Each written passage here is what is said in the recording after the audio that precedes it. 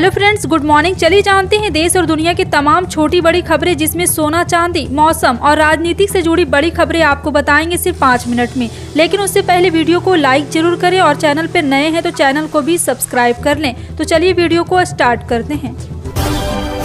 जी हां, आपको बता दें प्रधानमंत्री नरेंद्र मोदी महाराष्ट्र पहुंचे। यहां सोलापुर में उन्होंने प्रधानमंत्री आवास योजना शहरी के कुछ लाभार्थियों के घर को चाबी सौंपी। पीएम मोदी ने सोलापुर में AMURT 2.0 योजना का उद्घाटन किया। लोकसभा चुनाव से पहले पीएम का यह दौरा बहुत महत्वपूर्ण है, क्योंकि यूपी के बाद महाराष्ट्र से ही सबसे ज्यादा सांसद चुनकर जीत कर आते हैं।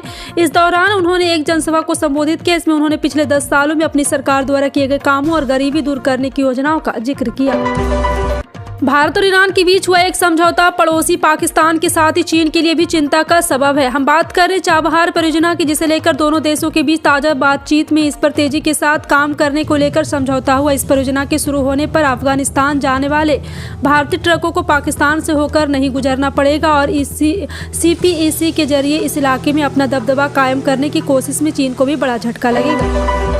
राजीव गांधी युवा मित्रों का धरना प्रदर्शन जारी है। इस दौरान सचिन पायलट ने धरना स्थल पहुंचकर युवा मित्रों को अपना समर्थन दिया। साथ ही सचिन पायलट ने बीजेपी सरकार पर आरोप लगाते हुए कहा कि ये सरकार कांग्रेस की योजनाओं को बदलना चाहती है तो चर्चा करे, लेकिन ऐसे युवाओं का रोजगार छीनना गलत है। पायलट ने कहा सरकार को अच्छे अवसर देने के बजाय उनको रोजगार से निकाला जा रहा है। उन्होंने कहा सरकार को अगर कुछ कमी की महसूस हो रही है तो उनके लिए चर्चा करें। 22 जनवरी को अयोध्या में राम मंदिर में रामलला की प्राण प्रतिष्ठा का भव्य कार्यक्रम आयोजित किए जा रहे। रामलला की प्राण प्रतिष्ठा के मद्देनजर पूरा देश राममय हो गया। विपक्षी पार्टियों ने प्राण प्रतिष्ठा समारोह में शामिल नहीं होने का ऐलान कर दिया। 22 जनवरी से जिस दिन रामलला की प्राण प्रतिष्ठा के कार्यक्रम होंगे, उस दिन पश्चिम बंगाल के CM ममता बनर्जी ने विशेष प्लान बनाया। वह इस दिन सद्भावना रैली निकालेगी।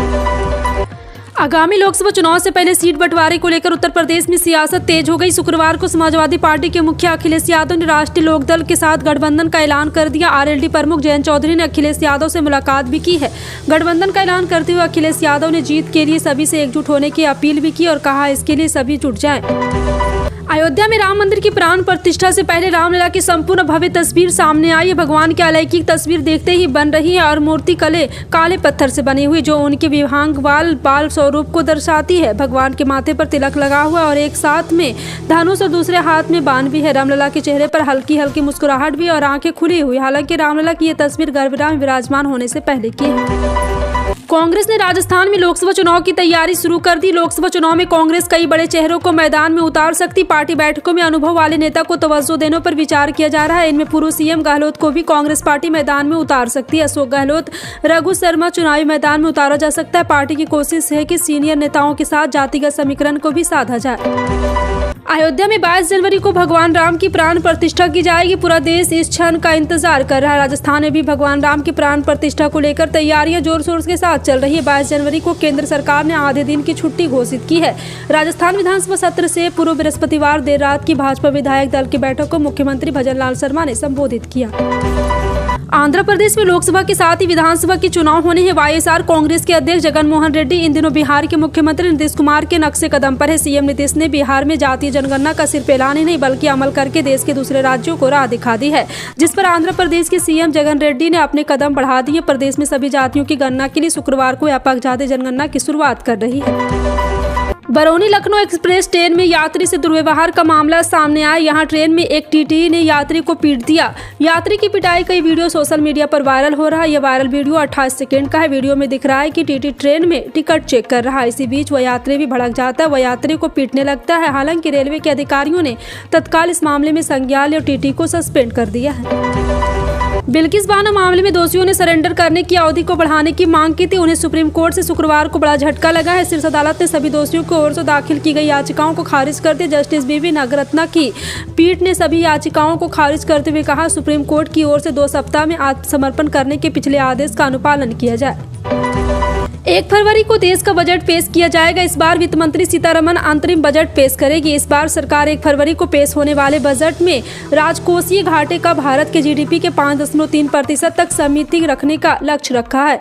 एक विदेश ब्रोकरेज फर्म ने शुक्रवार को यह अनुमान जताया कि बोफा सिक्योरिटीज ने एक टिप्पणी में कहा सरकार वित्त वर्ष 23-24 में राजकोषीय घाटे का 5.9% पर लाने की अपनी प्रतिबद्धता पूरी करने में सफल रहेगी।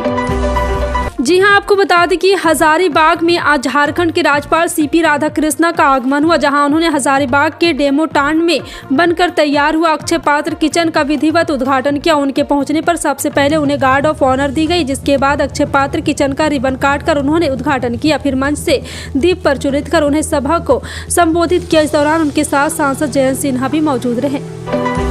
टाटा कंज्यूमर प्रोडक्ट ने हाल ही में चिंग्स सीक्रेट और स्मिथ एंड जोन्स ब्रांड की ओनर कंपनी कैपिटल फूड्स में हिस्सेदारी खरीदने का ऐलान किया। आज होने वाले बोर्ड की बैठक में टाटा ने कहा है कि कंपनी इस हिस्सेदारी के अधिग्रहण के लिए 3500 करोड़ रुपए के फंड जुटाने के प्रपोजल को मंजूरी दे दी। अब कंपनी की तरफ से 3500 करोड़ रुपए का फंड जुटाया जाएगा। कंपनी ने बताया है कि कॉमर्शियल पेपर इश्यू करके यह फंड जुटाया जाएगा। 2022 के सावन महीने में भाजपा और जनता दल यूनाइटेड की जुदाई हुई थी और अब जबकि माघ का पाला पड़ रहा है तो दोनों दलों के बीच प्यार की पींगे बढ़ती दिखाई दे रही है। 2022 के बाद 23 में पूरे साल में अमित शाह ने बिहार के हर कोने का दौरा किया। पश्चिमी चंपारण से लेकर नवादा, लखीसराय, पटना, सीमांचल में अमित शाह ने बड़ी रैलियां की और एक ही संदेश दिया, नीतीश बाबू अब एनडीए के दरवाजे आपके लिए बंद हो चुके। आप जिनकी कृपा से मुख्यमंत्री बने हो, कम से कम उसका तो लिहाज करते। अमित शाह के बयान पर जेडीयू की ओर से हमले भी होते रहे, लेकिन 23 का अंत आते आते कुछ तो ऐसा होगा कि एक दूसरे पर हमलावर दल अचानक नरम रुख अपना लिए। जी हां, आपको बता दें कांग्रेस की ओर से एक बड़ा बयान सामने आया है। कांग्रेस ने शुक्रवार को देश में एक साथ चुनाव कराने के विचार का कड़ा विरोध किया। साथ ही कहा है कि यह संघवाद की गारंटी और संविधान को बुनियादी संरचना के खिलाफ है। कांग्रेस प्रमुख मल्लिकार्जुन खड़गे की पार्टी ने भी मांग की है कि इस विचार को छोड़ दिया जाए और इस संबंध में गठित उच्चाधिकार प्राप्त समिति को भंग कर दिया जाए। आज भारत सरकार ने अपने कर्मचारियों के लिए 22 जनवरी को आधे दिन की छुट्टी की घोषणा कर दी है, जिसको लेकर अब दिल्ली के व्यापारियों ने भी अपनी राय साझा की और बताया कि सोमवार को दिल्ली के सभी बड़े बाजार खुले रहेंगे। दिल्ली में व्यापारियों की शीर्ष अदालत ने संगठन चैम्बर ऑफ ट्रेड इंडस्ट्री यानी कि सीटीआई के चेयरमैन ब्रजेश गोयल और अध्यक्ष सुभाष खंडेलाल ने बताया कि भारत सरकार द्वारा 22 जनवरी को सरकारी कर्मचारी के लिए आधे दिन का राष्ट्रीय अवकाश घोषित करने को लेकर दिल्ली में 100 से ज्यादा बड़े बड़े बाजार के संगठनों से बात करके उनकी राय ली गई है। प्रधानमंत्री नरेंद्र मोदी के ग्रेजुएशन डिग्री से जुड़े मामले में दिल्ली हाई कोर्ट में सुनवाई अब 4 महीने के लिए टल गई। दिल्ली हाई कोर्ट अब मई में सुनवाई करेगा। दिल्ली यूनिवर्सिटी ने सीआईसी के आदेश को दिल्ली हाई कोर्ट में चुनौती दी। सीआईसी ने यूनिवर्सिटी को 1978 बीए परीक्षा उत्तीर्ण करने वाले सभी छात्रों के रिकॉर्ड के निरीक्षण की अनुमति देने का निर्देश दिया गया था, जिस वर्ष पीएम मोदी ने वहां से स्नातक की परीक्षा पास की थी। मणिपुर से नागालैंड होते हुए भारत जोड़ो न्याय यात्रा के साथ राहुल गांधी असम पहुंचे। मुख्यमंत्री हेमंत बिस्वा शर्मा की बातों से तो लगता है कि उनको भी कांग्रेस नेता के अपने इलाके में दाखिल होने का शिद्दत से इंतजार था। थोड़ा ध्यान दे तो पूरा मामला 22 जनवरी की जंग लगता है। दिल्ली सरकार की विजिलेंस डिपार्टमेंट ने केंद्र सरकार के विज्ञापन मामले में राज्य सरकार के 2 डेनिक्स दिल्ली अंडमान निकोबार द्वीप सिविल सेवा अधिकारियों के खिलाफ अनुशासनात्मक कार्रवाई करने का प्रस्ताव भेजा है। मामला साल 2016 का है, जब दिल्ली सरकार ने अन्य राज्यों में लगभग 97 करोड़ रुपए का विज्ञापन दिया था। जिन अधिकारी के खिलाफ कार्रवाई करने का प्रस्ताव भेजा गया उनके नाम समीम अख्तर और मनोज कुमार द्विवेदी है। आगामी 22 जनवरी को उत्तर प्रदेश के अयोध्या में राम मंदिर में प्राण प्रतिष्ठा होनी है। इसको लेकर देश भर में राम भक्त अपने अपने तरीके से जश्न मनाने को तैयारी कर रहे हैं। चंडीगढ़ के गौरी शंकर सेवा दल को भी अयोध्या में लंगर लगाने की सेवा मिली है। यह सेवा दल 25 जनवरी से अयोध्या में लंगर शुरू करेगा। इसके बाद अगले 45 दिन तक संस्था अयोध्या में सेवा करेगी। ईडी ने मनी लॉन्ड्रिंग मामले में आरजेडी अध्यक्ष लालू प्रसाद और उनके बेटे उप मुख्यमंत्री तेजस्वी यादव को समन जारी किया। प्रवर्तन निदेशालय ने उन्हें इस महीने के अंत में पटना कार्यालय में उपस्थित होने के लिए कहा है। दोनों नेताओं पर जमीन के बदले रेलवे में नौकरी के कथित घोटाले से जुड़ा मनी लॉन्ड्रिंग का आरोप है। ईडी के अधिकारी सूत्रों ने बताया कि प्रसाद को जहां 29 जनवरी को पेश होने के लिए कहा गया है, तो वहीं तेजस्वी को 30 जनवरी को बुलाया गया है। अगर आप दिल्ली में रहते हैं तो यह खबर आपके लिए जरूरी है। 22 और 23 जनवरी को आपके घर पर पानी की सप्लाई प्रभावित रह सकती है। दिल्ली जल बोर्ड की तरफ से यह जानकारी दी गई है। जल बोर्ड की तरफ से बताया गया कि भूमिगत जलाशय की वार्षिक सफाई इन 2 दिनों के दौरान की जाएगी। इसके अलावा बूस्टर पंपिंग स्टेशनों की सफाई का प्लान भी बनाया गया है। प्रधानमंत्री नरेंद्र मोदी ने बेंगलुरु में नए अत्याधुनिक Boeing India engineering and technology centre परिसर का उद्घाटन किया। इस दौरान पीएम मोदी ने वहां पर सीएम सिद्धारमैया सहित मौजूद लोगों का स्वागत करते हुए कहा कि यह परिसर भारतीय प्रतिभा में दुनिया के विश्वास को मजबूत करता है। एक दिन भारत इसी फैसिलिटी में भविष्य की ओर आगे बढ़ेगा।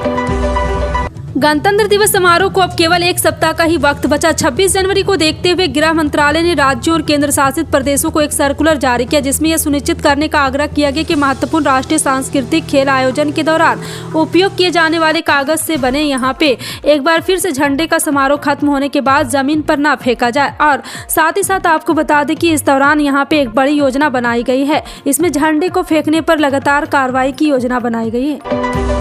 लालू प्रसाद यादव तेजस्वी यादव के सीएम नीतीश कुमार से अचानक मुलाकात के लिए पहुंचने को लेकर पूर्व मुख्यमंत्री जीतन राम मांझी ने बड़ा बयान देते हुए सियासी हलचल और बढ़ा दी है। मांझी ने कहा है कि उन्होंने अपने विधायकों को 25 जनवरी तक पटना में ही रहने के लिए कहा है। मांझी का यह बयान तब आया है जब ये खबरें आ रही है कि यहाँ पे एक बार मंत्रियों के विधायकों को अगले आदेश तक पटना में रहने के लिए कहा। इस बीच उपेंद्र कुशवाहा ने भी कहा है कि राजनीति में कुछ असंभव नहीं है।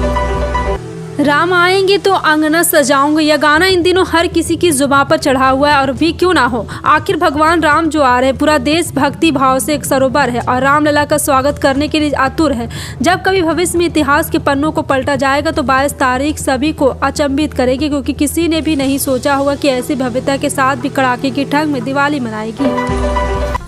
अयोध्या में राम मंदिर में रामलला के प्राण प्रतिष्ठा की तैयारियों के बीच राम मंदिर रामलला से जुड़ी कई चीजें देखने को मिल रही है। अब 500 रुपए के नोट भी आए हैं, जिसकी तस्वीर सोशल नेटवर्किंग साइट एक्स पर काफी वायरल हो रही है।